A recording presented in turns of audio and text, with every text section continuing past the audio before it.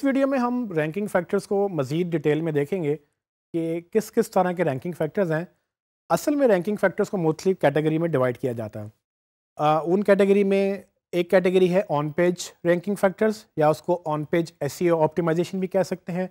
एक कैटेगरी है of page optimisation, या उसको ऑफ पेज रैंकिंग फैक्टर्स भी आप कह सकते हैं। ऑन पेज रैंकिंग फैक्टर्स वो फैक्टर्स होते हैं जिसमें आपकी वेबसाइट के ऊपर जो जो आपने इंफॉर्मेशन क्रिएट की है, जो जो इंफॉर्मेशन आप कंट्रोल कर सकते हैं, वो उस पे कुछ भी करने को ऑन पेज फैक्टर्स में कहलाता है। सो फॉर एग्जांपल, आपने वेबसाइट बनाई, आप उसका टाइटल आप लिखेंगे तो वो ऑन पेज फैक्टर है। आप उसका कंटेंट लिखेंगे, आप उस कंटेंट में इमेज डालेंगे, आप उस कंटेंट को ऑप्टिमाइज़ करेंगे, उसकी लैंग्वेज ठीक करेंगे, उसका लेआउट ठीक करेंगे।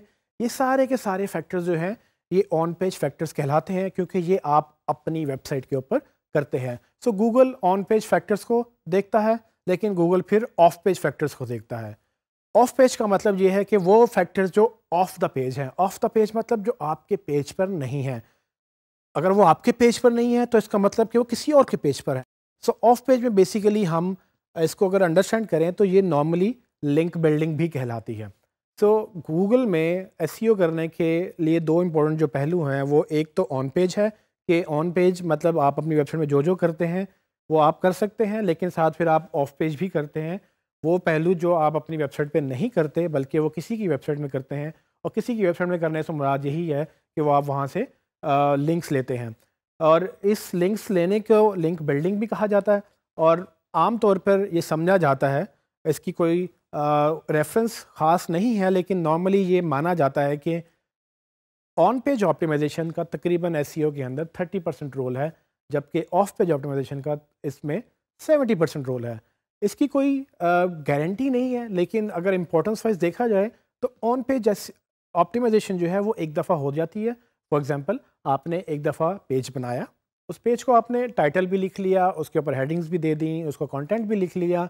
जब सब कुछ कर लिया, वो एक दफ़ा लिखा गया, उसके बाद आप उसको छोड़ देते हैं। लेकिन अब आपने इसको प्रमोट करना है, तो आप क्या करेंगे? आप हर रोज़, हर महीने, हर हफ्ते आप इसको दूसरी वेबसाइट्स पे जाकर, जहाँ पर लोग बात कर रहे हैं कि भाई हमें ये इन्फॉर्मेशन चाहिए, आप वहाँ पर अपना लिंक देते हैं कि भाई ये आपको इन्फॉर्मेशन चाहिए, ये मैंने इन्फॉर्मेशन लिखी हुई है, आप यहाँ से कनेक्ट कर सकते हैं।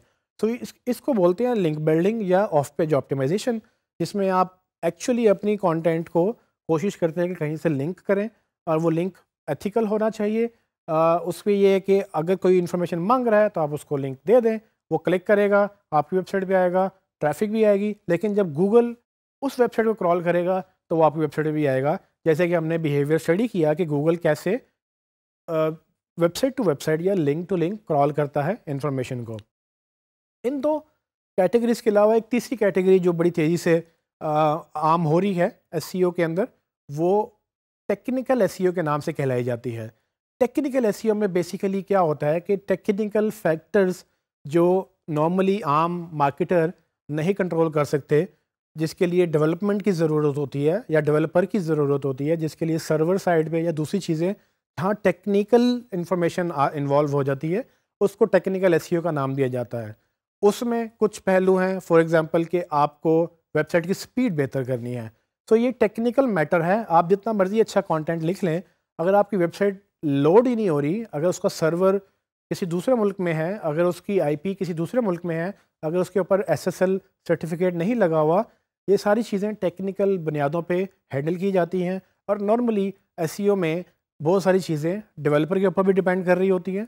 सो उन चीज़ों को नॉर्मली अगर हम कैटेगराइज करें तो वो टेक्निकल एसईओ कहलाती है। So technical SEO plus on page optimisation plus off page optimisation, ये तीनों का मजमुआ मिलाकर बेसिकली एक अच्छी एसईओ स्ट्रैटेजी बनती है, जिसके तहत आप अपनी वेबसाइट को ऑप्टिमाइज़ करते हैं और उसको कोशिश करते हैं कि वो रैंक करे।